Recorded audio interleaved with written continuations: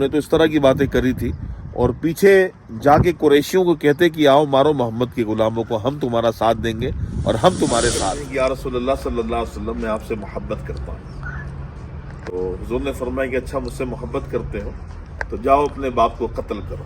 ये उल्टे पांव दौड़े, अपने बाप को कत्ल कर। यहाँ पर एक सहाबी रसूल का घर था, हजरत तलहा बिन बरा अंसारी रदी अल्लाह ताला अन्हु, ये उनका मकान था यहाँ। अस्सलामु अलैकुम रहमतुल्लाहि व बरकातहू। नाज़रीन, आज हम मदीने तैयबा के कुछ खास मकामात की जानिब रवाना है। हमारे साथ जो आज के हमारे मेहमान हैं हॉलैंड से, बहुत खास मेहमान हैं, मेरे हमनाम हैं मोहम्मद जुबैर भाई। How are you? अस्सलामु अलैकुम। वालेकुम सलाम व रहमतुल्लाह। कैसे जुबैर भाई? अल्हम्दुलिल्लाह, खैरियत से हैं? जी अल्हम्दुलिल्लाह। कुछ मकामात का हमने अल्हम्दुलिल्लाह विजिट कर लिया है और कुछ हम आपको दिखाना चाहते हैं वो थोड़ा सा यूनिक ज़ियारत इंशाल्लाह आपको शामिल करेंगे। जुबैर भाई बहुत अच्छी नात भी पढ़ते हैं, तो इनकी नात भी आपने सुनना है और बहुत प्यारी आवाज़ है, बहुत प्यारा अंदाज़ है और गाहे बगाहे इंशाल्लाह आवाज़ भी सुनाएंगे इनकी और ज़ियारत भी होगी। लेकिन इस वक्त हम जिस मकाम पर हैं वो ज़ियारत नहीं है, मकाम इबरत है। एक गुस्ताखे रसूल का घर है, वो कौन है मैं आपको गाइड करता हूँ। ये सामने देखें जाली से घिरा हुआ एक मकान नजर आ रहा होगा आप।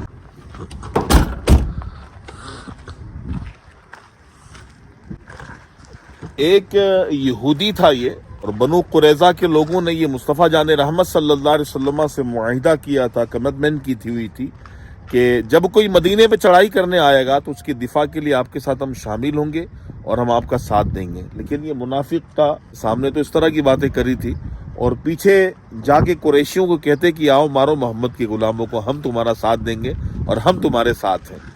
अब इसमें इस काम में जो पेश था यहूदी, वो काब बिन अशरफ, इसका ये घर हम आपको दिखा रहे हैं। ये उस लानती का घर है जो जाके कुरैशियों को कहता था कि चलो मारो, हम तुम्हारा साथ देंगे, हमारी कौम तुम्हारे साथ रहेगी।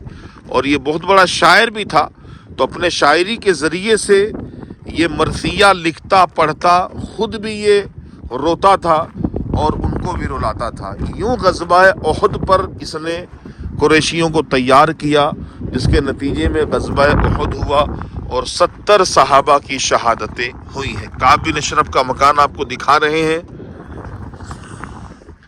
अब ये मकान दिखाने की वजह क्या है? ये मकाम दिखाने की वजह फ़कत ये है कि देखें, जब ये गुस्ताखियाँ करता था हुजूर की शान में, सहाबा बड़े परेशान थे कि क्या करें इसका, और चारों तरफ ये पहरे लगे होते थे। 2 सहाबा इकराम रदी अल्लाह तआला अन्हुम इसके घर में दाखिल हुए और ये बड़े बड़े कलों की जो दीवारें थी इसको फलांग के इसके आंगन में कूदे, इसको मार के वासिले जहन्नम किया था इस मकान के अंदर 2 सहाबा ने। ये दिखाने का मकसद ये है।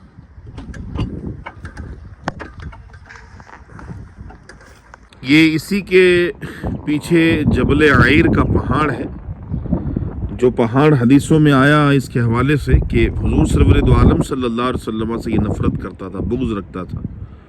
और हदीसों के अंदर ये भी रवायत मौजूद है कि ये जहन्नम में जाएगा, इसी वजह से कि हुजूर सल्लल्लाहु अलैहि वसल्लम से ये नफ़रत करता है। इस पहाड़ के दामन में बनु कुरैज़ा के यहूदी रहा करते थे।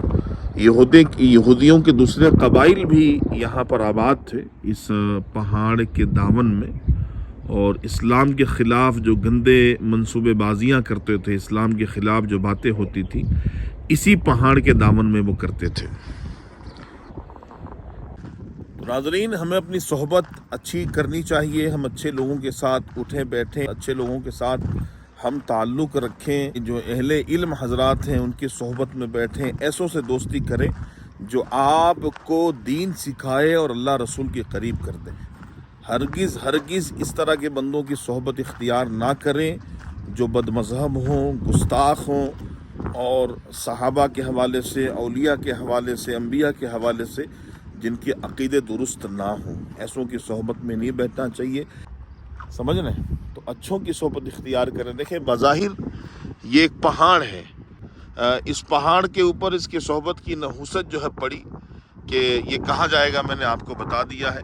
और इसी के सामने ये देखें दूसरा पहाड़ है। इस वक्त तकरीबन 6 किलोमीटर पे हैं हम, और यहाँ से हमने जूम करके दिखाया दूसरा पहाड़ है।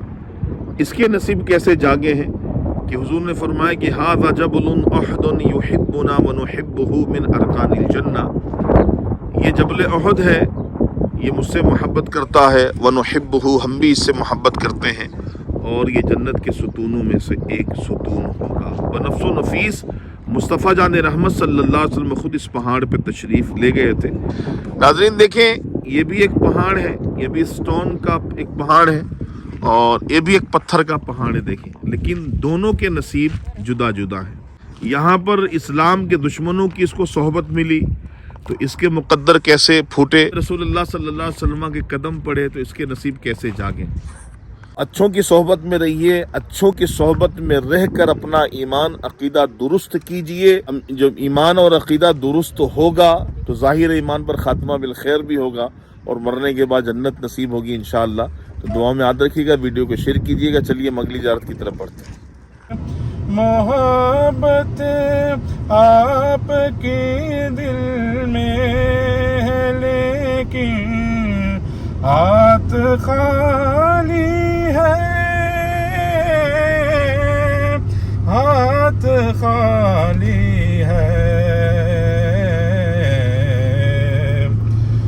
ادھر بھی اپنی رحمت کا اشارہ یا رسول اللہ،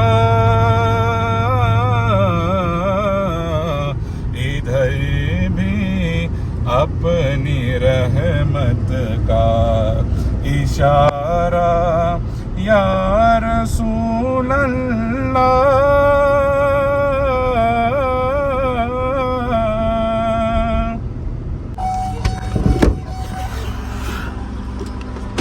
ناظرین اس وقت ہم آ چکے ہیں اگلی زیارت پہ۔ یہ کون سی زیارت ہے آپ کو اس حوالے سے ہم بتاتے ہیں۔ یہ سامنے ایک مسجد ہے، دیکھیں، اس مسجد کا نام ہے مسجد انیف۔ یہاں پر ایک صحابی رسول کا گھر تھا، حضرت طلحہ بن برہ انصاری رضی اللہ تعالیٰ عنہ، یہ ان کا مکان تھا یہاں پر۔ یہ بچپنے سے مصطفیٰ جان رحمت صلی اللہ علیہ وسلم کی انہوں نے صحبت پائی، بچپنے سے ہی حضور صلی اللہ علیہ وسلم کی بارگاہ میں یہ جایا کرتے تھے۔ غزوہ بدر کے لیے جب قافلہ روانہ ہوا تو مسجد سقیہ کے پاس تمام جو کم عمر کے صحابہ تھے ان میں ان کا بھی شمار ہوتا تھا، اور حضور صلی اللہ علیہ وسلم نے ان کو بھی منع فرما دیا تھا، یہ چھوٹے تھے۔ بچوں میں فقط حضرت عامر بن ابی وقاص رضی اللہ تعالیٰ عنہ کو حضور کی طرف سے اجازت ملی تھی، ان کی غریہ وزاری کو دیکھ کر حضور نے اجازت دے دی تھی، اور منع جن کو کیا گیا تھا ان میں کئی صحابہ کے نام آتے ہیں، جن میں حضرت طلحہ بن برہ رضی اللہ تعالیٰ عنہ کا بھی نام آتا ہے۔ تو یہاں پہ ان کا مکان عالی شان تھا، جہاں پر عاشقان رسول اس وقت موجود ہیں، ماشاءاللہ آپ دیکھ رہے ہیں۔ یہاں پر آپ کا گھر تھا، اور جب آپ بیمار پڑ گئے تھے تو حضور سرور دو عالم صلی اللہ علیہ وسلم ان کی عیادت کے لیے یہاں پہ تشریف لائے تھے، اور جب آپ کا انتقال ہوا تو حضور صلی اللہ علیہ وسلم تعزیت کے لیے بھی اسی مقام پہ تشریف لائے تھے۔ ناظرین، حضرت طلحہ بن برہ رضی اللہ تعالیٰ عنہ یہ بچپنے کے عالم میں تھے، اور مصطفیٰ جان رحمت صلی اللہ علیہ وسلم کی بارگاہ میں حاضر ہوتے ہیں اور عرض کرتے ہیں کہ یا رسول اللہ صلی اللہ علیہ وسلم میں آپ سے محبت کرتا ہوں۔ تو حضور نے فرمایا کہ اچھا، مجھ سے محبت کرتے ہو تو جاؤ اپنے باپ کو قتل کرو۔ یہ الٹے پاؤں دوڑے اپنے باپ کو قتل کرنے کے لیے۔ جو دیگر صحابہ موجود تھے ان سے حضور نے فرمایا کہ اس کو پکڑو۔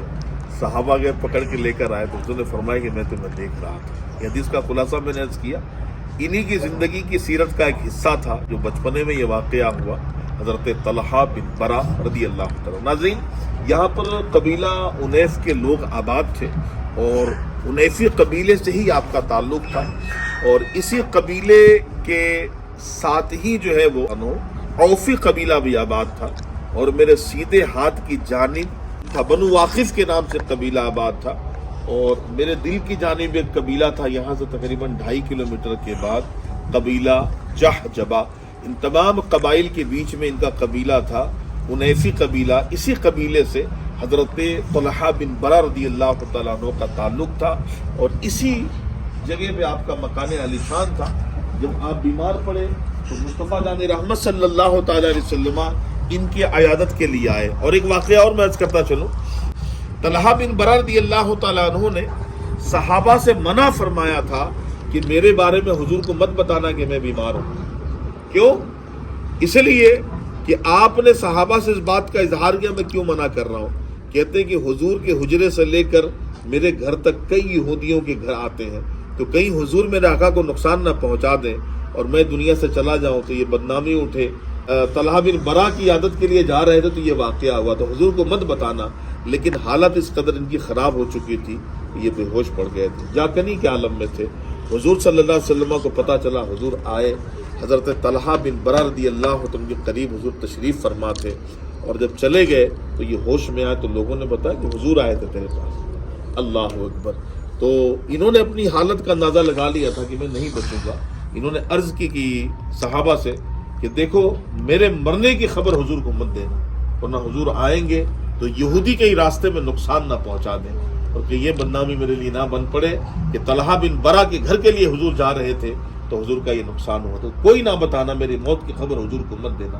لیکن ان کا جب انتقال ہوا تو پورے مدینے میں کوہرام مچ گیا کہ طلحہ بن برا عاشق رسول کا انتقال ہو گیا ہے. اللہ اکبر. مصطفیٰ جان رحمت صلی اللہ علیہ وسلم پھر اس مقام پہ تشریف لے کر آئے، اور اسی مقام پر حضور صلی اللہ علیہ وسلم کا قیام بھی رہا. حضور ایک قیام میں نماز فجر ادا فرمائی. اس نماز کی وجہ سے محدثین نے اس کا نام رکھا، مورخین نے، مسجد فجر، اور دوسرا نام ہے مسجد انیف. انیفی قبیلہ یہاں پر آباد تھا، اس قبیلے کی نسبت کی وجہ سے مسجد انیف کہا جاتا ہے. اس قبائل کے لوگ اس کو گھیر کے رکھے ہوئے تھے، اس مقام کو باؤنڈری کر کے رکھے ہوئے تھے، اور یہاں پر الحمدللہ پانی کا چھڑکاؤ کرتے تھے، خوشبو جلاتے تھے. کس لیے؟ کہ آقا کریم صلی اللہ علیہ وسلم کی اس مقام پر آمد ہوئی ہے. قبیلہ انیف کے لوگ آگے چل کے سعودی عربیہ کی جو مجلس ہے آثار قدیمہ کو جو سنبھالتے ہیں، یہ ان کے حوالے کر دیا، اور اب انہوں نے یہاں پر ایک خوبصورت سی عالیشان سی مسجد بنائی ہے. ناظرین، مسجد قباء سے تقریباً یہ 700 میٹر یا 800 میٹر کے مقام پر یہ مسجد ہے. جیت صحابی رسول میں حضرت طلحہ بن برا رضی اللہ تعالیٰ عنہ کا مکان. جب بھی مدینہ پاک آنا ہو اس مکان پر ضرور آئیے گا، یہاں کے نفل پڑھیں، دعا کریں، اللہ کریم ہماری حاضری قبول فرمائے. اس مقام کا صدقہ، حضور کے قیام کا صدقہ، اللہ دنیا بھر میں آنے والے مسلمانوں پر جو آزمائشیں آئی ہیں، بالخصوص غزہ کے مسلمانوں پر، اللہ سب سے دور فرمائے، اور اللہ ہمارا حامی و ناصر ہو. بار بار حج و عمرے کی اللہ سعادت عطا فرمائے. السلام علیکم ورحمۃ اللہ وبرکاتہ.